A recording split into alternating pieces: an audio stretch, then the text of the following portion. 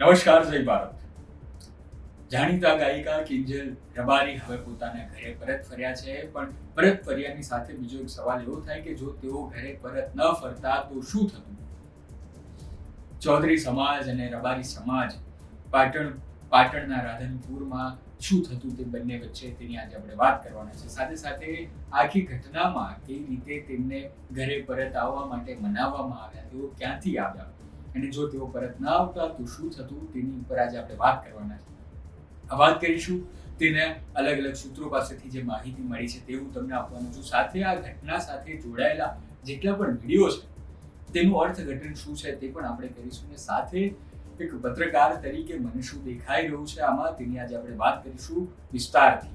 સાથે જો આ ઘટના બની, આજે અત્યારે જે બેન જે છે, દીકરી જે છે તે ઘરે આવી ગઈ, પણ જો ઘરે ના આવી હોત તો આપણી સામે કયા સવાલો ઊભા થાત તેની આજે આપણે વાત કરવાની છે। સૌથી પહેલી વાત હું પત્રકાર તરીકે કરું તો એક પત્રકાર તરીકે મારો જે ઉછેર થયો છે તે શહેરી વિસ્તારમાંથી થયો છે અને મારી સમજણપૂર્વક એ આવે છે કે જ્યારે કોઈ એક પાત્રને બીજું પાત્ર ગમે છે, તેઓ પુખ્ત છે, ભારતના નાગરિક છે, તો બંધારણે જે તે લોકોને જે આપ્યા છે નિયમ, તેમને જે અધિકાર આપ્યા છે તે મુજબ તેઓ પોતાની પસંદગીના પાત્ર સાથે લગ્ન કરી શકે છે। પણ ભારતના ગામડાઓમાં જે છે તે તેવું નથી। ગામડાઓમાં બીજું એક બંધારણ ચાલે છે અને તે છે સમાજનું બંધારણ।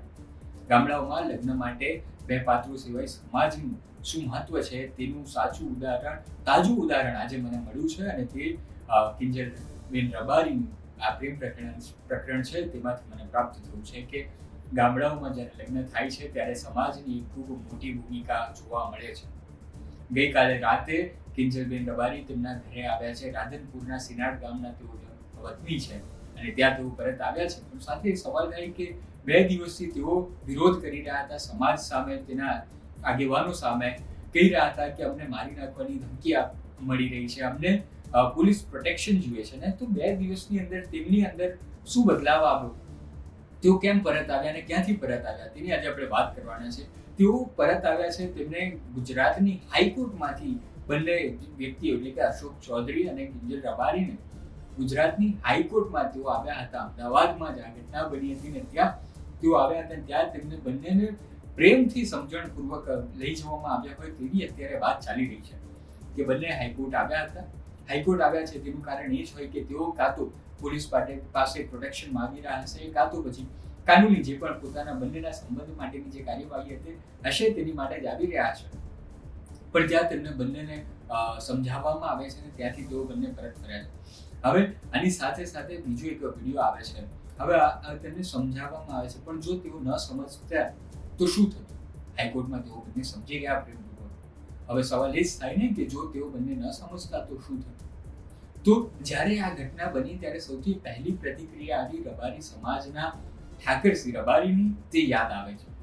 ઠાકરસિંહ રબારીએ શું કહ્યું હતું? તેઓ ત્યારે ખૂબ આક્રમક હતા અને હોય જ્યારે કે દીકરી આવી રીતે જાય ત્યારે હોય એ કોઈ પણ સમાજનો વ્યક્તિ હોય, કોઈ પણ સમાજનો આગેવાન હોય, જ્યારે દીકરી તેમના કહ્યા મુજબ નથી રહેતી ત્યારે એક આપણી જે રીતની પરવરિશ થઈ છે તે મુજબ આ રિએક્શન આવે તે ખૂબ સામાન્ય છે। તો તેમણે જે કહ્યું હતું કે અમને જમીનમાં દાટી દેતા આવડે છે, તેઓ જમીનમાં ગાડી દેતા પણ આવડે છે ને તેમણે કહ્યું હતું કે સૂતેલા સાપને પાછા ન જગાડો, અમને હાથ કાપી નાખતા પણ આવડે છે।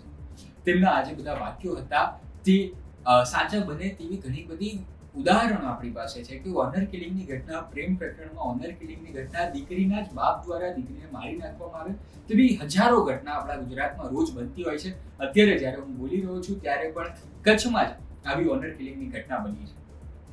તો આપણી પાસે આવી ઘણી બધી ઘટનાઓ છે જ્યારે દીકરીને જો તે સમજે નહીં તો તેનો સગે વગે કરી દેવામાં આવે છે, જમીનમાં દાટી દેવામાં આવે છે।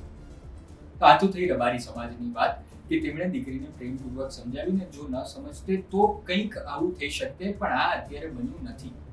હવે આપણે ચૌધરી સમાજ પર, તો ચૌધરી સમાજ કઈ રીતે માન્યું? તો ત્યારે ચૌધરી સમાજની ગઈકાલે રાધનપુરમાં ચૌધરી સમાજ અને રબારી સમાજની એક મહત્વપૂર્ણ બેઠક મળી હતી ને તે આખા કિસ્સામાં જાણવી ખૂબ જરૂરી છે।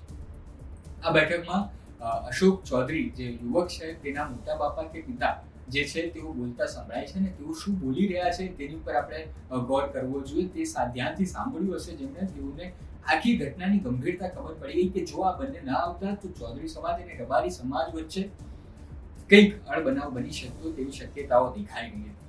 તેમણે આ વિડીયોમાં એવું સાફ કહ્યું કે રવિવાર સુધીનો સમય આપો, શનિવાર અમારો ને રવિવાર તમારો, પણ ત્યાર સુધી તમારે અમારા ગામના છોકરાઓને અડવાના નહીં. આ વાત તેમણે કહી હતી. સાથે એ પણ કહ્યું હતું કે જો માર ખાઈને દીકરીને આપી દે કરતા પહેલા અમે જ દીકરીને આપી દઈએ છીએ, અમારે આ દીકરી નથી જોઈતી.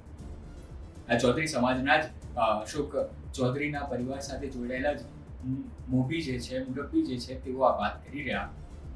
ત્યારથી જ આપણને ખબર પડી જાય છે કે બંને સમાજ વચ્ચે કઈ રીતની ગંભીર અણબનાવ બની શકે તેવી સંભાવનાઓ.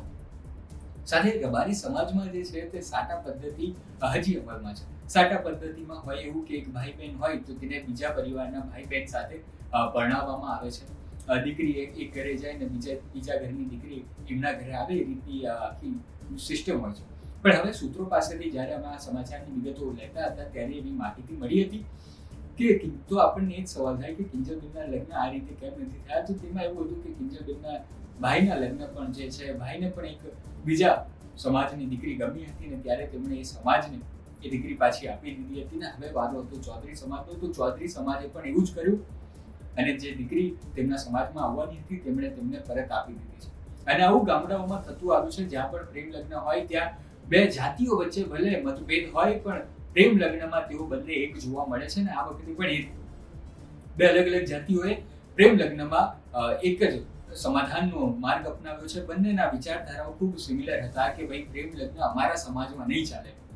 એટલે કે જો કાલે ઉઠીને કોઈ રબારી યુવક ચૌધરી યુવતીને ફસાઈ લઈ જાય છે તો ત્યારે પણ આ જ રીતનો સિસ્ટમ જે છે કે મન લખાયેલો નિયમ જે છે તે આપણને જોવા મળશે ને રબારી સમાજે જ એ દીકરીને ફરી પાછી આપી દેશે તેવી પૂરેપૂરી સંભાવનાઓ છે.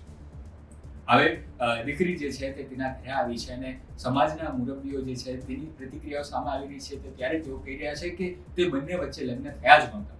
દીકરીએ એટલે કે કિંજલબેને એક વિડીયોમાં એવું પણ કહ્યું હતું કે પાછલા 3 વર્ષથી તેઓ પોતાના પરિવારને મનાવી રહ્યા હતા પણ તેનો પરિવાર માની નહોતો. જોકે કિંજલબેન 2 જ દિવસમાં અંદર પોતાના પરિવારની વાત માનીને ઘરે આવી ગયા છે.